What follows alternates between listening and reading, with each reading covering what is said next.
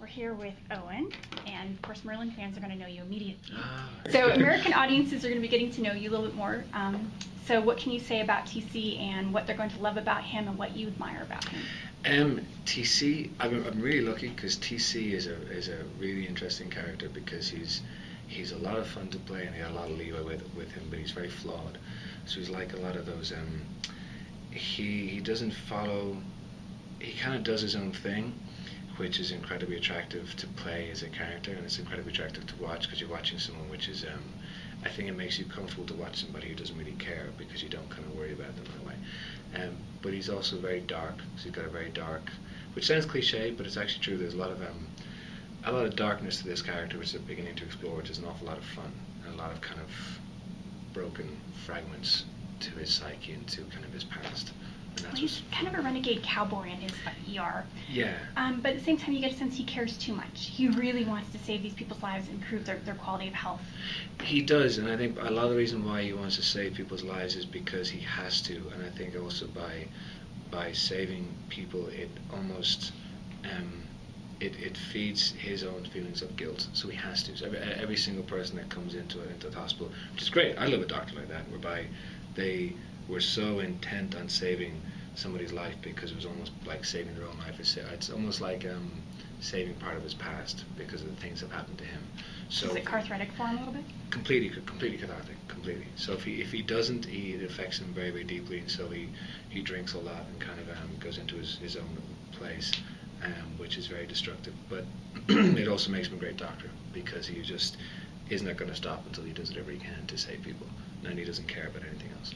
Well, he seems to be kind of an inadvertent leader of these people who work the night shift, yeah. And they will all line up behind him to do whatever it takes to save these lives. Yeah, I think they do because he's very passionate and because he believes in what he's doing and because he cares. And I think that's like anything. If you're working with somebody or you know somebody who is so hell-bent on doing the right thing and so hell-bent on helping someone else, or they're just incredibly certain about what they want to do, that you automatically want to support them in that. And I think that's what it is. And he's just he's fun.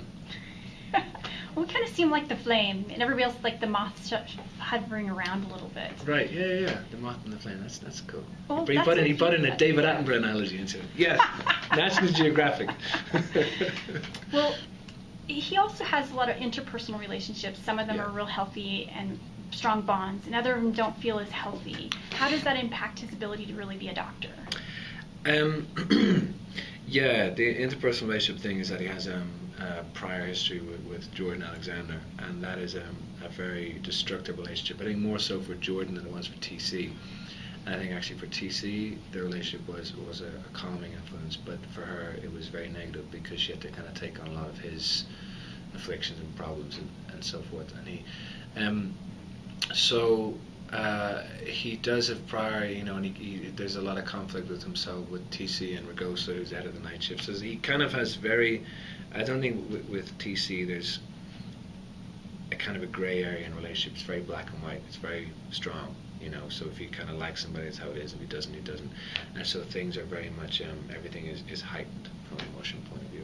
Well, we've seen already you kind of have great chemistry with Jill. Yeah. So you guys must have a lot of fun kind of working those scenes, even if they're kind of high drama scenes. Yeah, she's good fun. She's good fun. She's very easy to work with. The great thing about this is it's I've been really lucky because on Merlin we had a really great group of people. Well, I'm best friends with a lot of the actors. We got on great, and I've heard from a lot of people, friends of mine, that you don't often get that.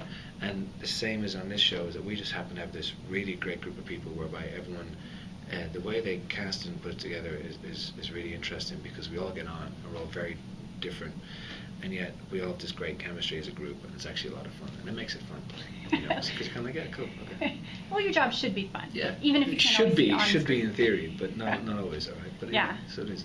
So. Well, do you think that kind of, because there's warmth between you naturally, that it kind of translates well for the backstory between those two characters? Yeah, I think so. I think it helps. Cause I think the most important thing, I think, with acting is that you trust the other person. So I've always enjoyed acting with people I know, and when you get to know people and you like them, it just makes it easier. Cause then you trust each other to do things, and you don't kind of worry about how someone's going to react, about how you say something or whatever. and that's the most important thing, because you trust each other. It's like, okay, cool, we can just do our thing, and it's fine. Well, this is a pretty illustrious cast. Each one of you comes from your own shows, your own background, and bringing into such a mix is kind of a curious thing. Did you guys kind of look at each other? I know you from that. Yeah, the thing is, one of my best buddies is a guy called Danny Katz. He's a cinematographer, and he just won an Oscar this year for the short film Curfew. And Danny was the guy who, when I decided, because I was in college doing psychology, and then I started acting, and Danny kind of taught me an awful lot about film and about acting and stuff when I was studying Meisner. And then myself and Danny started making films. And one of the first, he sat me down to watch 10 movies which I should look at to become an actor, and one of them was Harsh Times with Freddie Rodriguez and Christian Bale. So when I first met Freddie, I was like, dude, you don't understand, like, it's like the third movie I ever watched, and I was like, I want to be an actor. He was like, you in Harsh Times, and you're awesome. And then Freddie brought me for breakfast in Santa Monica, and I was like, this is awesome. This is so cool. I love Freddie Rodriguez. He's just cool as shit. Yeah. Well, you're also working with Ken Leung, and your Ken's characters awesome. Ken's awesome. I didn't even know Ken was in Rush Hour until I made a joke about it, and he told me, and I was like, I love that movie. I was like, oh yeah. So yeah, Ken's awesome. Well, your characters are kind of supposed to be best friends. Yeah. So how would you describe that relationship a little bit? It's bizarrely similar to how we are on screen, which is really weird, because Ken is very zen, and he's got this incredible. I don't know if you've met Ken yet this morning. He's got this great calmness to him, and he just makes you feel like the most important person in the world. And he's kind of just great, and he's so easy to talk to, and he's very open, and that's kind of how his character is. So we have this really nice kind of chalk and cheesy type relationship whereby he's just really calm, and whenever we've had breakfast and stuff, and he's kind of calm, and I like to kind of make jokes, and he's just like super chilled, and that's kind of how it is. So you're going to be the live wire, and he's going to be the mellow man. Yeah, that kind of seems to be the way it is, and it's fun. We kind of both, when we act, we've ended up playing up to that a little bit, and it's really enjoyable because we kind of can both do that. So yeah. So what would you say is your secret ingredient that you're kind of bringing to TC? I think with TC, what I get to bring, I hope, is that I get to bring an energy to him, and there's a freedom to how I get to act with this character, which has been given to me by virtue of what the character is. So I get to kind of explore. There's very few. The box of the parameters around TC's character are so open that he can kind of go to so many places. So I can kind of do things with him which I find interesting. So maybe like a level of curiosity a little bit.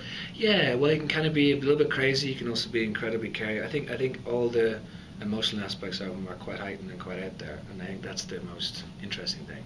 So you're just your fascination, kind of what this character is going to be. Yeah, I don't even know what he is yet, and that's what's the most fun, because it feels a bit like he could go to many positive or negative places, and it really depends, and that's the kind of fun things. You kind of don't know quite where his boundaries are. What would you say would be the one scene that you filmed so far where you found it to be that's him, that's exactly who he is? He's a little bit crazy, so when he gets hit, it doesn't really bother him. The violence doesn't bother him. The conflict doesn't. In fact, he enjoys the sense of conflict. And I think that is, in a very small nutshell, the same with TC. Okay. I think. Cool. Thank you so much.